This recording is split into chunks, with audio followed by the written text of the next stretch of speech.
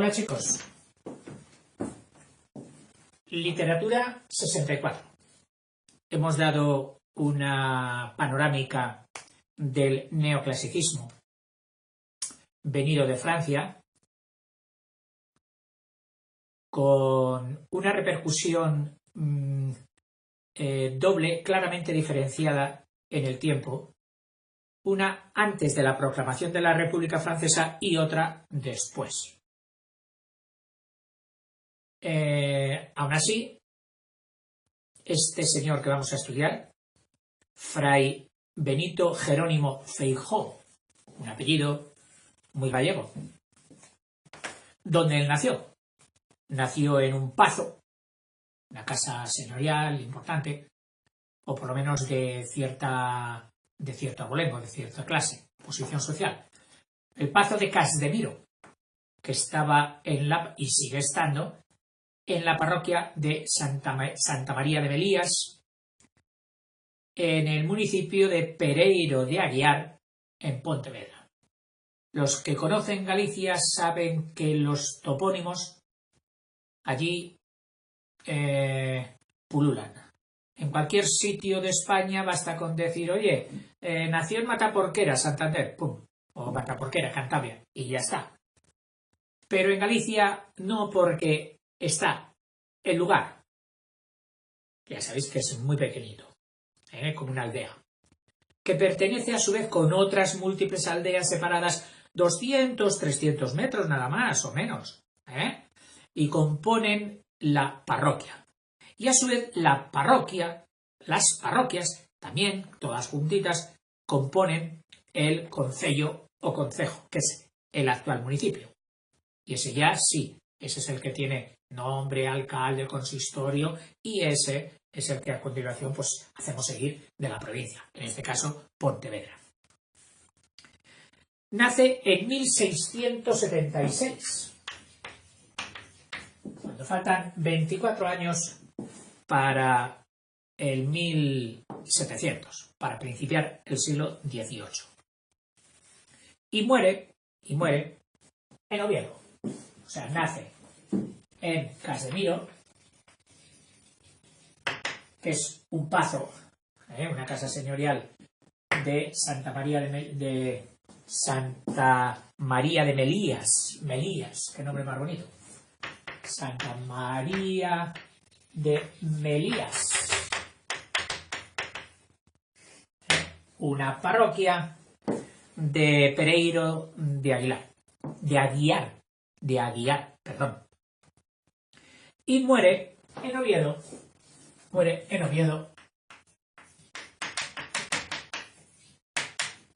en el 64, 1764. Una vida muy larga para aquella época. 88 años, que no iba a cumplir los 87. Una dilatada vida. Bueno, como sus padres tenían posibles, le mandan a estudiar al monasterio de San Esteban de Ribasdesil, allá en la ¿cómo se llama? En la orilla sacra, pero en la ribera sacra, donde tiene hoy o donde siempre ha habido afamados vinos, y donde confluye el Sil, que hay algunos que es el que dice que da agua al Miño, que el Sil lleva el agua y el Miño lleva la fama. Se suele decir de bastantes ríos.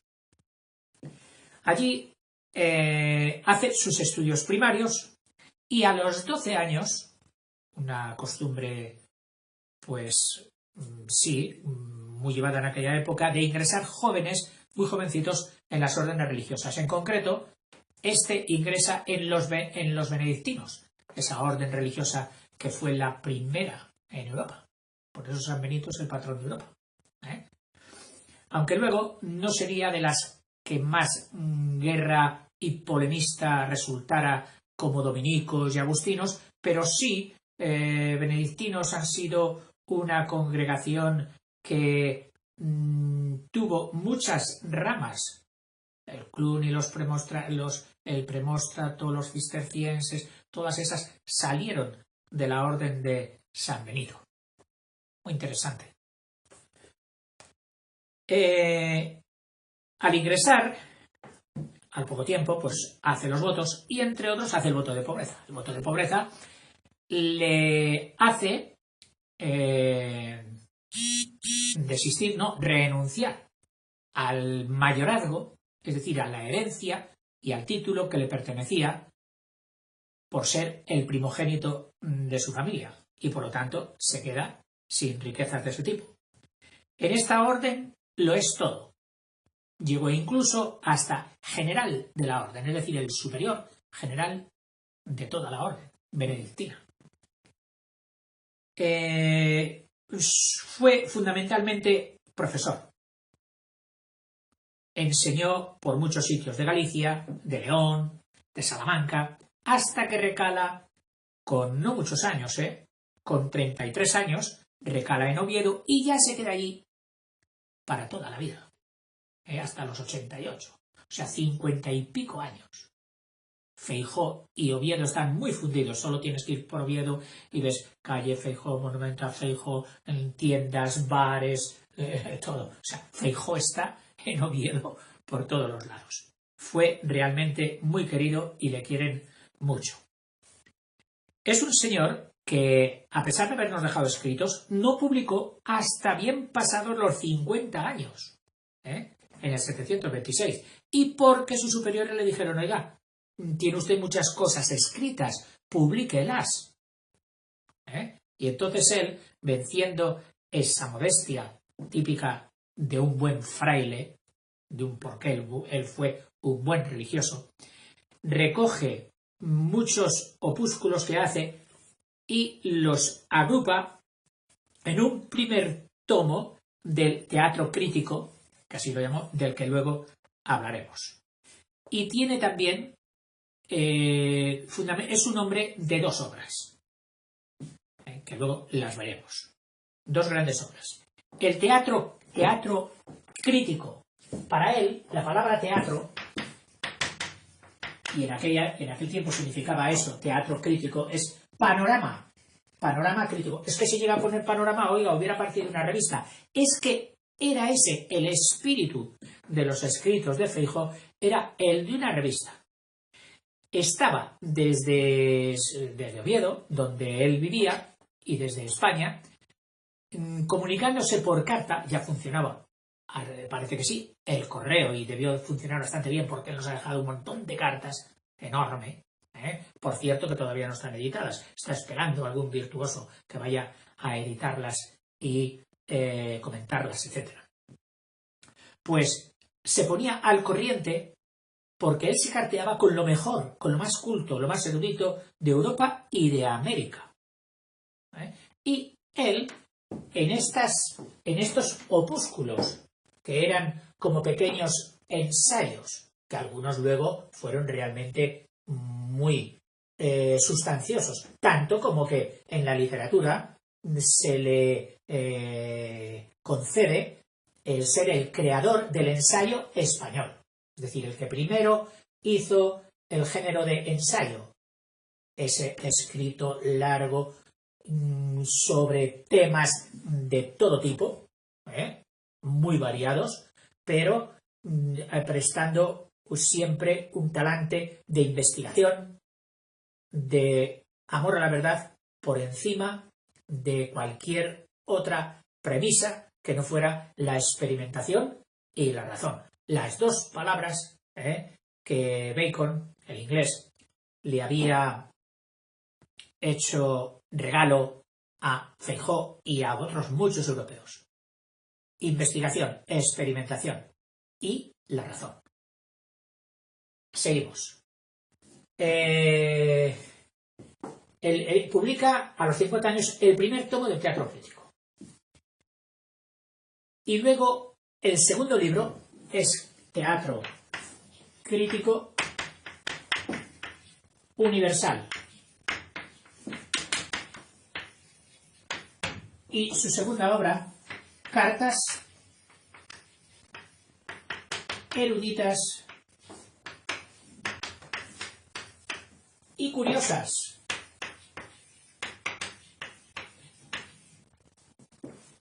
y curiosas. Fueron estas dos obras las obras más leídas e impresas en la España del siglo XVIII. Esto es para daros una noción de la importancia que llegó a tener Feijóo en aquel tiempo. Bueno, estábamos con su vida. Total, que en los últimos años le coge una sordera pertinaz y una debilidad en las piernas que no le permitía andar, y tuvo que ir sus últimos años en sillas de ruedas. A los 87 años muere en el Colegio de San Vicente, donde él daba clases, de Oviedo, y es enterrado también allí, en Oviedo, en una iglesia pequeña que está en su casa, donde vivía, en la iglesia de Santa María de la Corte. No, perdón. No era su casa, en la iglesia de Santa María de la Corte de Oviedo. Es que me he preparado también simultáneamente a nuestro amigo Jovellanos y a veces se nos cruzan algunas cosas si me salgo del papel, por eso procuraré no salirme. Obtuvo reconocimientos en vida de muchas instituciones, de las más importantes progresistas, como la Sociedad Económica de Sevilla, que le nombró miembro. Los reyes estuvieron con él, Fernando VI y todo, Carlos III, el progre, el mejor alcalde de Madrid. Incluso el Papa Benedicto XIV, que hizo una gran alabanza de él. Hemos dicho que introdujo el ensayo en España, pero tampoco hay que darle toda la gloria del ensayo primero. Con él estuvo a una altura muy considerable Mayans. Vamos a ponerle aquí. Mayans, un valenciano del que en otro vídeo haremos una semblanza y diremos algo de la importancia de su obra. Entre los dos revolvieron España. Fueron el revulsivo que España necesitaba. España había sido corazón. Su literatura había sido corazón. Y le faltaba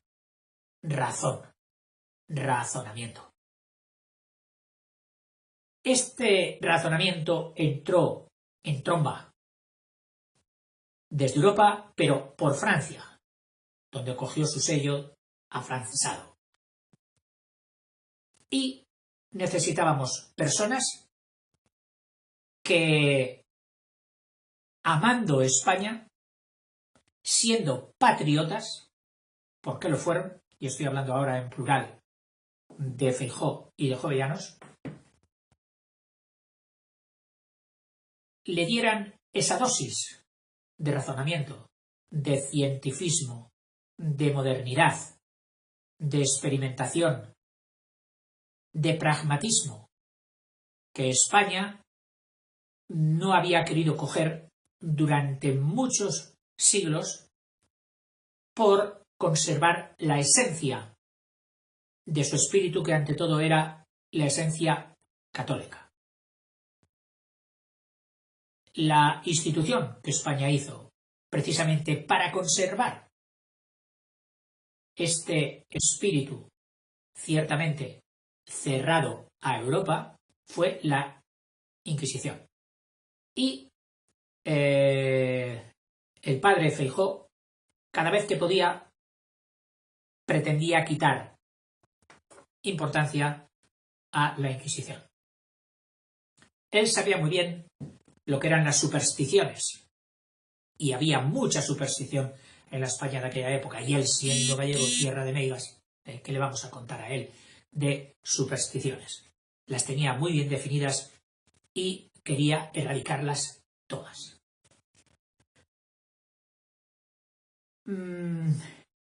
Solamente le precedieron en esta sinfonía de modernidad que entró por los Pirineos desde Europa, le precedieron los novatores. Los novatores, que es un movimiento principalmente de médicos, que fue la ciencia empírica quizás que más destacó y más avanzó en aquella época. A lo mejor contribuyó el médico a palos de Molière, ridiculizando las prácticas agoreras y de creencias supersticiosas del médico que no aprendió y pretendía seguir curando sin tener fondo científico. Entonces la medicina se puso las pilas muy rápido. Realmente fue un avance en casi todas las ciencias, pero la medicina fue la que antes traspasó la frontera y dio este movimiento de novatores, que fue incluso anterior a Feijóo. Su primera obra y gran obra, el Teatro Crítico Universal, se componía de opúsculos pequeños, obritas pequeñas, que él llamaba discursos. Él llamaba discursos por aquello de que eran el producto de discurrir, no porque fuera oratoria, no, que a él no le gustaba el empaque oratorio. Él era un señor escribiendo llano, él quería enseñar al pueblo, aunque a veces se le escapaba algún galicismo de sus contactos con Francia. En total hay 118 opúsculos que han sido recogidos en 8 volúmenes. Y todos estos forman el libro este del Teatro Crítico Universal. Otros 5 volúmenes, esto se edita en 8 volúmenes, y en 5 volúmenes se editan las cartas eruditas y curiosas, que eran otros 166 ensayos más, de una longitud aproximada como la de los discursos del Teatro Crítico Universal. Y además luego en sus publicaciones, que se editaron los 8 volúmenes y los 5 volúmenes, se hizo un volumen extra de adiciones. El principal, a finales del siglo XIX, cuando Marcelino Menéndez Pelayo hace su obra inicial que asombró la historia de los heterodoxos españoles, comenta que Feijóo en el siglo, hasta entonces, había tenido 15 ediciones. 15 ediciones. Pero la más destacada, la más importante, fue la que hizo ya en vida o recién muerto, su amigo el ministro Campomanes, porque consideraba que la obra de Feijóo era la que iba a cambiar, la que iba a modernizar, la que iba a instruir a la España de aquella época. Ya hemos dicho que tiene una extensísima correspondencia privada. El espíritu de su obra era acabar con la superstición y divulgar las novedades científicas. Es decir, Feijóo hoy habría hecho una revista de divulgación científica. Seguro. Su talante, a pesar de ser fraile, no penséis que era un bonachón, no. Su talante para combatir esto que él quería acabar, la superstición, era duro y determinado. Cuando tenía que dar palo, claro. Esto también le llevó, fíjate, él se denomina a sí mismo ciudadano libre de la República de las Letras.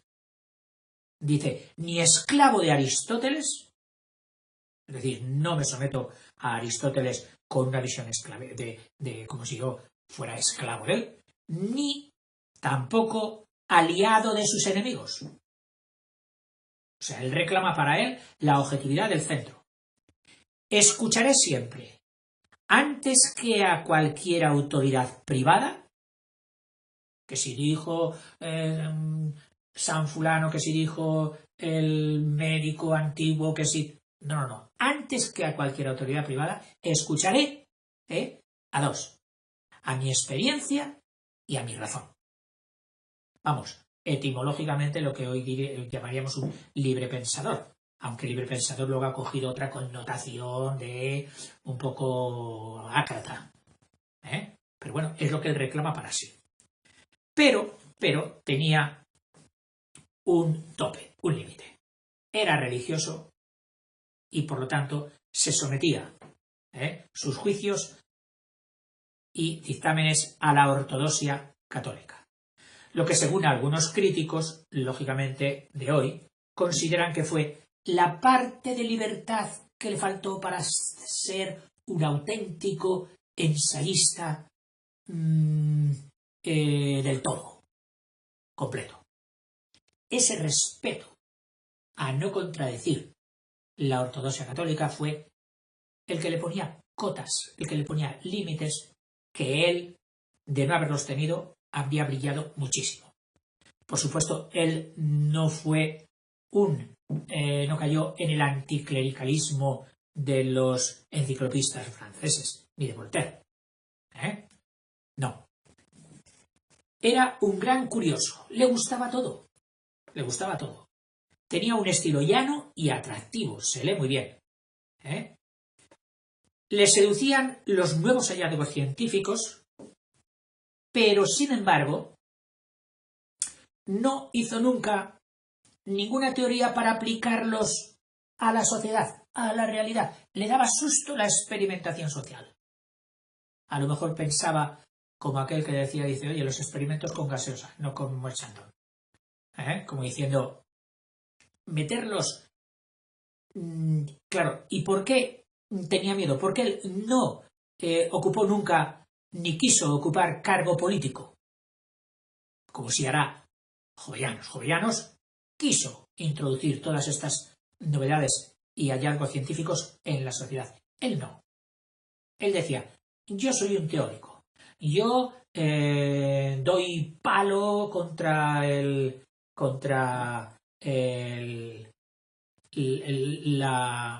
la presunción de verdad siempre de la Biblia y de la espiritualidad, pero no quiero llevarlo a la sociedad.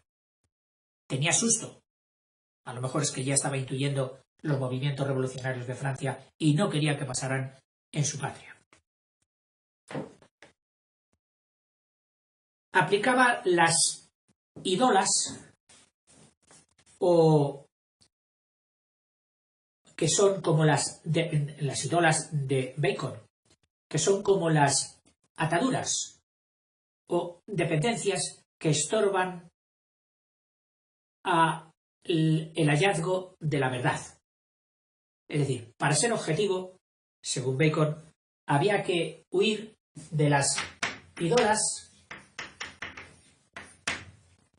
que posiblemente venga de ídolos, es decir, es un culto de las ídolas de tribu. Es que yo soy de tal sitio, mi familia, esto, lo otro, y mi pueblo y mi nación me impide decir esto que yo de otra... Si no lo fuera, lo diría.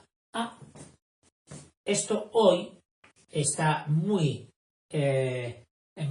asociado con lo que supone los nacionalismos. O sea, condicionar la verdad a el sentimiento de tribu, de pertenencia a la tribu. Lo mismo. La ídola del pensamiento individual, que él le llama la ídola de Specus. Specus nos dirá qué es esto, porque Specus es espejo. Entonces, ahí habrá hay que huir de ese ídolo o de esa ídola de el narcisismo, de hacer verdad aquello que te engrandece a ti o que por ser tú reclamas la gloria de haberlo dicho e insistes en eso. Había que huir de la ídola de la dependencia del lenguaje, es decir, caer en el formalismo, en la veneración por el estilo, de forma que supeditamos el contenido y la verdad a la brillantez del estilo. Ese era el que él llamaba o Bacon llamaba de fori, es decir, en el foro, brillantez, estilo. No, eso también es otro ídolo que va contra la adquisición de la verdad. Y por último, el de la tradición. Hombre, es que siempre se ha dicho esto. Entonces yo puedo innovar, pero no ir en contra de lo que siempre se ha dicho. En contra de esa tradición que considero como si fuera el alma del espíritu de una sociedad. No. Bueno, pues cuando eso es exacerbado, exagerado, también esa ídola no fomenta la adquisición de la verdad. Él la llamaba la ídola de teatri. De teatri. En fin. Y por último ya, en estética, podemos decir que fue un moderno. Incluso con ideas que luego fueron muy bien dosificadas y cogidas por los románticos, que ya estaban esperando ahí al final del siglo para salir al escenario. Estaban ya entre bastidores. Importantísimo también en Feijoo la defensa que hace de las mujeres, precisamente en un ensayo que titula así, Defensa de las mujeres, que está en el primer tomo del Teatro Crítico, que lo consideran como el primer manifiesto feminista de un español. Tanto en esta defensa de las mujeres como en otras ideas, tuvo cantidad de rechazos, cantidad de protestas, cantidad de impugnaciones, especialmente de los frailes tomistas y escolásticos, unos los tomistas, los que seguían a Santo Tomás, y otros los escolásticos, que eran los que directamente cogían el clasicismo romano y griego para adaptarlo a la religión, pero siempre poniéndolo por debajo de la religión. Decían que la filosofía era una servidora de la teología. Teología era la señora y la filosofía. Claro, eso no fomentaba libertad para indagar la verdad. La medicina le encandiló. Escribió Apología del escepticismo médico en el 25, respuesta al discurso fisiológico médico, tanto, no solo por esto, por su incursión en la medicina y en ideas médicas, en las que lógicamente también cometería algún error porque la investigación no es la de hoy, no se tenían los medios de hoy. Pero fijaros que Gregorio Marañón, ya en el siglo XX, era un acérrimo de Feijoo, pero desde niño. Tuvo la suerte de poder leer, porque su padre tenía una buena biblioteca. Gregorio Marañón llegó prácticamente a ser el toto, el factotum de su época, antes de la República y después de la República. Un señor respetado en todos los ambientes, tanto de una parte como de otra, y con unos grandes conocimientos tanto de medicina como de literatura, vamos, un polígrafo, capaz de escribir. Pues tenía como vademecum personal, es decir, como ejemplo a seguir, a Feijoo, con un cariño extraordinario. Incluso le dedicó el discurso cuando entró en la Real Academia de la Lengua, que perteneció a todas las Reales Academias. perteneció a la de arte, a la de historia, a la de la lengua, perteneció a todas, porque era un fuera de serie. Bueno, pues su ídolo era Feijóo. Muchas veces entendemos la importancia de un nombre por la importancia de sus fans. Y el que ha tenido de fan ni más ni menos que a Gregorio Marañón es porque sería un gran hombre. En fin, tiene incluso hasta poesías que están en proceso de edición en estos momentos. Feijóo, un fraile que sin moverse mucho, desde Oviedo, me recuerda un poquito a Leopoldo Alas Clarín. Lo que pasa es que aquel se dedicó a dar palos, a ver críticos, y este se dedicó a enseñar. Enseñó con sus escritos. Un gran hombre. Benito Jerónimo Feijóo. Hasta luego.